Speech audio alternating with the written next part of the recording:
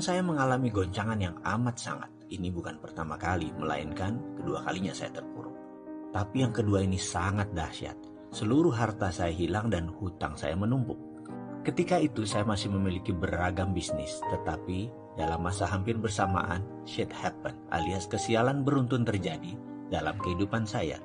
Money changer saya kecurian hingga 2 kali dalam 3 bulan. Kapal, barge, yang saya bertransaksi untuk mengirim barang ke Kelian Equatorial Mining di Kalimantan Timur, karam. Asuransi tidak membayarnya. Pabrik kapur Hydrated Lime yang masih berhutang pada bank kena gempa di Cilengsi. Gempanya memang kecil, tapi meretakkan tungku utama yang harganya mahal. Traktor di kuari kapur meluncur tak terkendali menabrak silo pabrik. Asuransi juga tidak menggantinya. Ditambah lagi bank pembiayaan kami yaitu PDFCI ditutup BPPN di tengah krisis keuangan yang berkepanjangan kala itu. Harga bahan baku mendadak naik 200% yaitu harga gas. Perusahaan saya pun terpaksa file for bankruptcy. Semua musibah ini terjadi dalam kurun waktu 2 tahun yaitu tahun 1999 dan 2001. Kerugian tak tanggung-tanggung.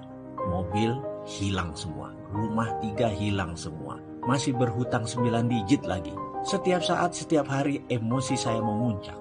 Makan keluarga, bayar sewa, uang sekolah anak membuat panik dan marah. Mau bekerja di mana? Kapan hutang terbayar? Bagaimana untuk hidup? Demikian segala hal itu berkecamuk di kepala saya.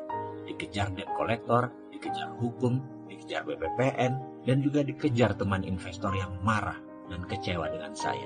Bayangkan betapa kusutnya situasi saya saat itu. Di tengah keputusasaan, siang itu saya langsung memandang langit dan bicara langsung kepada Allah Subhanahu wa Ta'ala, Tuhan yang saya percayai 100%.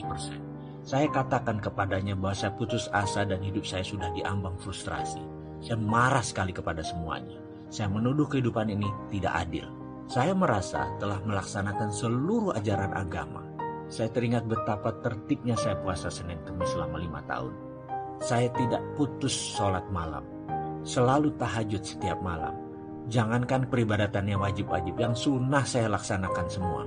Hitungan zakat, hitungan sedekah, saya tidak 2,5% lagi. Saya mendirikan panti asuhan, mengelola 8 panti, menampung 400 anak yatim dalam kurun waktu 5 tahun kala itu. Itu semua saya laksanakan dengan tulus, dengan keindahan munajat. Namun, ketika kebangkrutan beruntun selama 2 tahun tanpa jeda, tanpa belas kasihan terjadi pada saya mempertanyakan, apa bukti ketaatan dengan kenyataan yang saya dapati? Jujur, saya marah kepada Tuhan. Waktu itu, saya protes, bahkan sempat muncul keraguan dalam hati saya mempertanyakan keadilan Tuhan. Saya bertanya kepadanya, mengapa musibah ini terjadi kepada saya? Apalagi yang kurang dari saya, sehingga saya pantas menerima ini semua? Mengapa rasanya hidup ini kejam dan sadis sekali? Pertanyaan-pertanyaan itu terus berputar dalam diri saya. Akhirnya saya mulai menjauh dari Tuhan. Jangankan sunnah, yang wajib pun mulai saya tinggalkan karena saya meragukan semua tentang ajaran kebenaran agama saya. Saya bertanya namun tidak ada jawaban. Saya kesal, saya murka. Permasalahan ekonomi ini akhirnya berimbas pada rumah tangga dan pernikahan pertama saya waktu itu. Istri saya kembali ke rumah mertua. Kemudian saat itu anak saya yang tertua demam, panasnya 39 derajat Celcius. Dan sudah tidak gerak banyak. Adiknya pun mengalami hal yang sama. Mereka masih balita, baru 4 tahun dan 2 tahun. Listrik di rumah padam. PLN tidak mampu bayar. Tidak ada makanan. Tidak ada uang di tangan. Dan setiap saat ada telepon isinya penagih hutang-hutang saya. Saya berutang pada lebih dari 5 institusi keuangan, lebih dari 60 individu. Dari utang yang berjumlah hanya 1 juta hingga miliaran rupiah. Puncaknya, suatu hari saya ditelepon oleh seorang pemberi hutang yang mungkin sudah muak dengan saya. Dengan kasar dia bilang akan mendatangi rumah saya sore ini dan dia akan tagih dengan apapun risikonya. Kalau tidak bayar, dia akan paksa. Gaya bicaranya sudah seperti preman. Tumpah darah pun dia siap, katanya. Saya tidak ada pilihan, hanya bisa melakukan satu hal. Saya bertahan habis-habisan, saya asah pisau. Saya sudah tidak sanggup lagi dan bersiap untuk kemungkinan terburuk. Kalau memang orang itu menantang bertumpah darah, terpaksa saya lawan. Saat itu rasanya saya siap memakai orang. Saya sudah tidak peduli lagi apa yang akan terjadi. Saya sudah tidak punya apa-apa, bahkan harga diri pun saya tidak punya. Saya siap mati. Kedua anak saya yang demam membujur lemas di lantai beralaskan hanya bed cover, bukan tempat tidur, udah dijual tempat tidurnya. Yang satu minum dari botol air tajin, air beras. Yang satu hanya diam dengan botol air mineral yang tidak diminumnya. Saya hanya menatap kosong. Ke dokter tidak bisa, tidak ada jalan lain saya menuju ke dokter. Karena itulah, begitu ada yang menantang harga diri saya sudah tidak punya apa-apa lagi. Saya siap jiwa raga. Dia yang menagih, kalau datang mencari ribut, saya bunuh. Itu pikiran laknat yang sempat terlintas dalam benak saya. Saat itu saya berpikir, toh dia orang rantau, keluarganya tak ada yang tahu, teman pun tak banyak. Kalau saya terpaksa bunuh dia, saya kubur di halaman belakang. Tidak ada yang tahu juga, rasanya saya benar-benar sudah dirasuki dajjal. Saya kumpulkan barang-barang di sekitar saya dan saya pakai untuk membantai orang ini. Benda tajam, benda keras, benda panjang, semua saya siapkan. Saya umpetin di mana-mana. Saya tahu sekali bagaimana menggunakannya dan saya tahu sekali di mana sudut ruangan yang saya bisa pergunakan. Intinya saya panik aja segila-gilanya manusia. Tiba-tiba kering. Telepon rumah yang diblokir hanya bisa menerima panggilan berdering. Sementara saya hanya bisa melamun dengan kegamangan. Hingga dering kesekian saya baru tersadar. Mungkin ini si penagih utang itu lagi, pikir saya. Dengan gusar saya pun angkat telepon. Halo, demikian saya berkata dengan kasar. Di seberang sana ada suara lembut menjawab. Assalamualaikum mas. Saya mengenali sekali suara ini adalah suara Pak Ali, pimpinan Yayasan Husnul Khotimah yang kemudian dikenal dengan Rumah Yatim Indonesia, panti asuhan yang kami bangun bersama. Saya pun terhenyak dan menjawab dengan nada lemas. Waalaikumsalam Pak Ali. Kemudian dia melanjutkan, mas, saya telepon 3 kali kok nggak diangkat, lagi sibuk ya, kata Pak Ali dengan logat lamongannya yang khas. Maaf Pak Ali, saya sedang ada kesibukan, apa kabar? Saut saya dengan mengatur nafas, menahan emosi. Mas, dengar-dengar sedang ada masalah ya, istri pergi, anak sakit, rumah dan isinya sudah dijual semua, listrik putus, apa benar mas? Tanyanya dengan serius. Dengan berat hati saya menjawab, iya benar Pak Ali. Mbok, kalau ada masalah begini saya diceritakan mas, kata Pak Ali kemudian. Saya tertegun mendengar kalimatnya. Kemudian dia melanjutkan, mas, walaupun kita miskin, yayasan kita ada pegang uang dikit. Kalau mas butuh nih ada 3 juta, pakai aja dulu mas. Mas berhak kok, sudah 5 tahun mas membangun yayasan ini. Kalau ada masalah seperti ini, mas punya hak untuk memakai dan meminjam. Saya ke rumah ya sekarang, terus bawa anak-anak ke dokter. Saya yang antar. Yes, rasanya saat itu bara di hati saya seakan tersiram satu ember es batu. Saya tertegun, terduduk, dan menangis terseduh. Saya tidak kuasa menahan getaran di dada. Rasa haru, rasa malu, ada rasa senang, kesal, semua jadi satu. Dengkul saya keduanya di lantai. Tangan saya masih memegang kelewang, pedang pendek. Sesaat kemudian saya buang jauh. Yang ada hanya diri saya tersungkur bersujud. Saya salah ya Allah, saya salah. Batin saya memohon tobat. Saya tersungkur di sajadah tua yang tepat ada di samping saya. Tak lama kemudian selagi saya terduduk menatap langit di bawah pohon kelapa di teras belakang rumah, terdengar suara bariton mengucapkan salam. Assalamualaikum, sapanya. Saya pikir Pak Ali, rupanya bukan.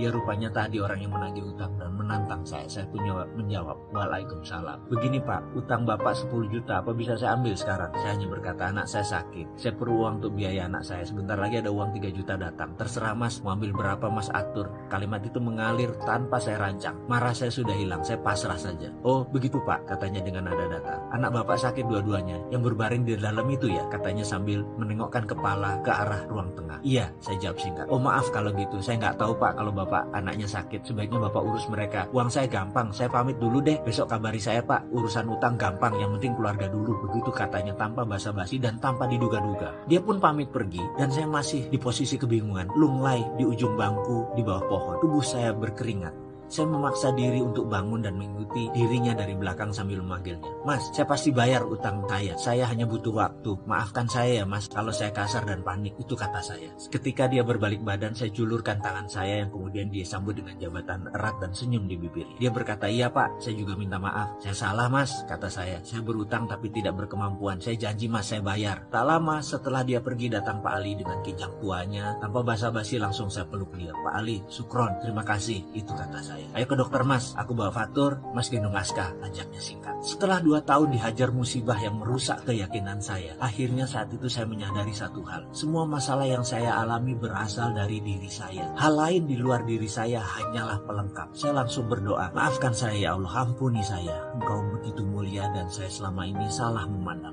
Saya sadar bahwa saya sendirilah yang harus bertanggung jawab dan menyelesaikan semua ini. Saya layak incar sepenuhnya. maafkan saya yang telah meragukan kekuasaan-Mu ya Allah. Saya memilih berdamai dengan Allah. Saya memilih memulai sesuatu dengan kesadaran penuh untuk mengubah nasib saya, menulis ulang sejarah hidup saya. Saya mendapatkan semacam pemahaman baru bahwa cara berpikir selama ini tidak bekerja dengan benar. Buktinya saya rugi, buktinya saya bangkrut, buktinya semua orang menjauh. Akhirnya saya harus merubah cara pikir saya. Itu ada dalam benak saya. Saya harus berubah. Saya harus kemana dan bagaimana saya mengubahnya? Itu pertanyaannya. Berkali-kali saya bertanya dalam diri saya. Tak lama setelah menjual rumah, saya pindah ke rumah kontrakan yang sepi. Suatu sore, tetangga rumah kontrakan saya pulang kantor. Kaca mobilnya terbuka separuh. Dia rupanya ingin membuang sesuatu, mungkin sampah. Agaknya dia tidak melihat saya berdiri di sisi jalan tersebut. Mungkin karena maghrib pencahayaannya mulai samar. Mungkin juga dia tidak fokus karena mengumpulkan barang yang akan dibuang. Bruk, tiba-tiba segumpal kertas jatuh tepat di kaki saya. Entah mengapa saya tergerak memungutnya dengan tulisan yang berwarna merah mengkilat. Setelah saya membuka lipatannya, saya membaca kertas tersebut, ternyata brosur Millionaire Mindset Training di Australia. Saya merasa aneh dan terkejut. Inikah jawaban doa yang saya panjat?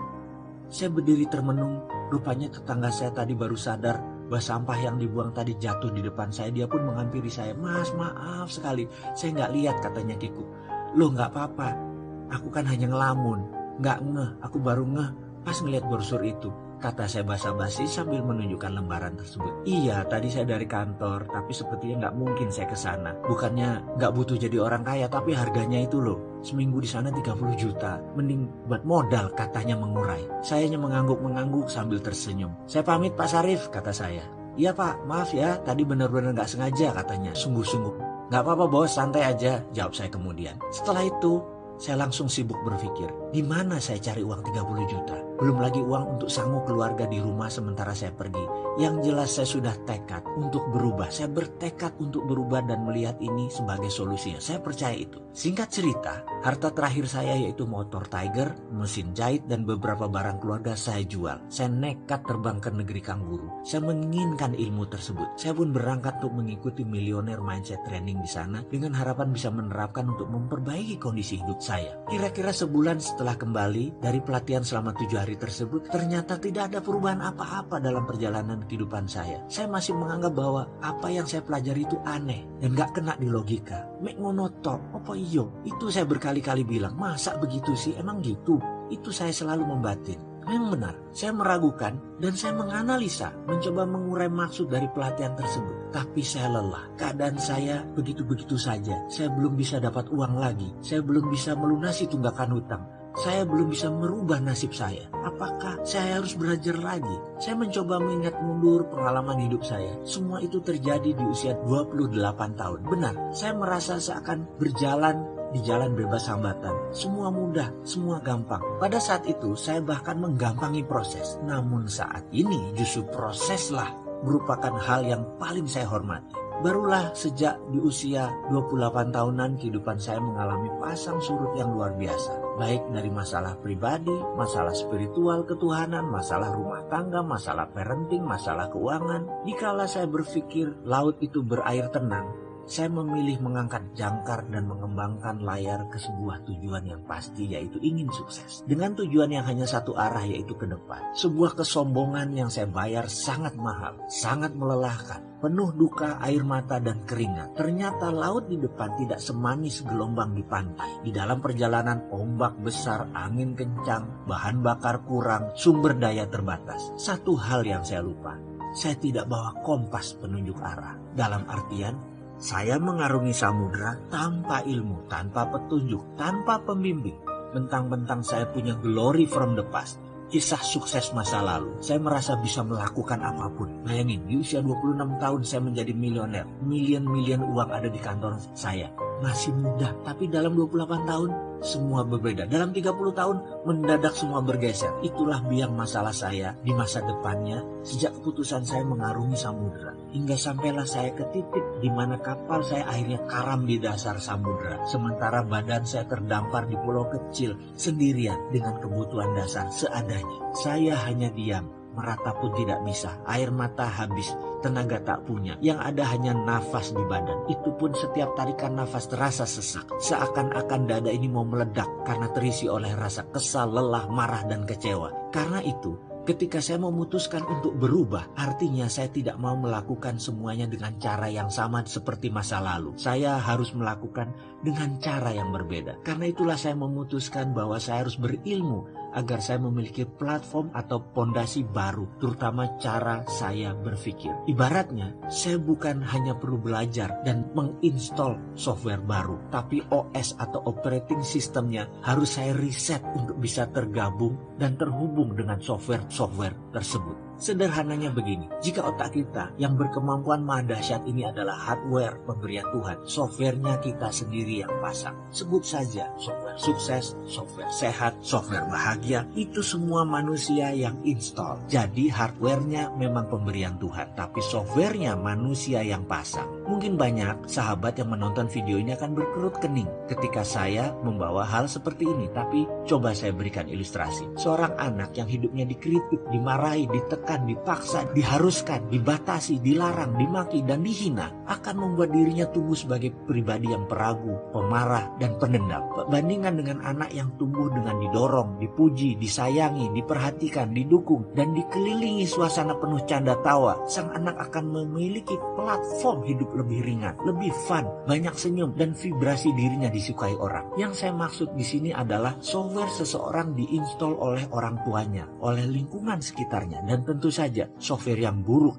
bisa diganti, diubah, bahkan dibuang bila kita mau. Sesuatu yang dipasang umumnya bisa dilepas. Setuju bukan? Bukan sesuatu yang permanen, karena itu kita yang masang, kita bisa lepas juga. Teman-teman dari bidang aplikasi psikologi mungkin mengenal ini dengan sesi terapeutik dalam dunianya. Ketika mencari kompas ilmu pengetahuan dan pola pikir itulah saya baru sadar. Selama ini saya menerima hasil sebuah printer yang isinya salah. Lalu saya mati-matian menghapus tulisan dalam kertas tersebut. Begitu seterusnya. Saya tidak sadar bahwa yang saya harus rubah adalah justru bukan dokumen yang di-print, tetapi bukan juga printernya, melainkan data di dalam komputernya. Kalau isi komputernya sudah benar, baik itu softwarenya maupun datanya, hasil yang di-printnya pasti tidak salah. Pasti